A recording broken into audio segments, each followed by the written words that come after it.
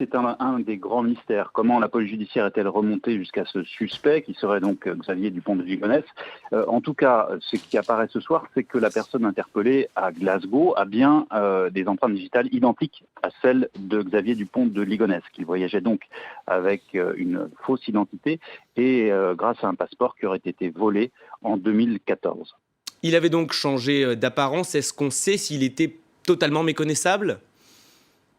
Non, pas d'informations précises là-dessus. On sait simplement qu'il avait changé effectivement, vous l'avez rappelé, d'apparence, qu'il ne ressemble plus aux images qui sont diffusées sur la fiche de notice Interpol, et ce qui a pu d'ailleurs faciliter son passage de la frontière puisqu'il serait parti de Roissy-Charles de Gaulle cet après-midi.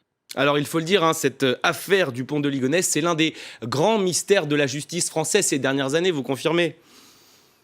Bah oui, il y en a pas des dizaines, effectivement. L'une des plus grandes énigmes criminelles de ces dernières années, hein, qui remonte à 2011, avec cette interrogation et deux positions tranchées selon d'ailleurs les livres qui ont pu être écrits sur cette affaire, c'est-à-dire soit un assassinat suivi d'un suicide, soit un assassinat et une cavale longue, elle aurait duré 8 ans.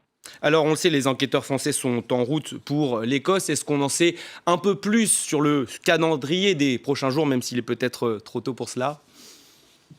Ça va prendre du temps. C'est-à-dire qu'on est dans un processus, il faut bien le comprendre, dans un processus de coopération européen, mais hors Schengen. Il est donc, Xavier Dupont de Ligonnès, sous écrou extraditionnel et qu'il va pouvoir faire valoir ses droits en Écosse, et qu'en plus, pour ne rien arranger, j'allais dire, il va y avoir aussi cette problématique du Brexit qui risque de complexifier les choses et les rapports entre la France et le Royaume-Uni.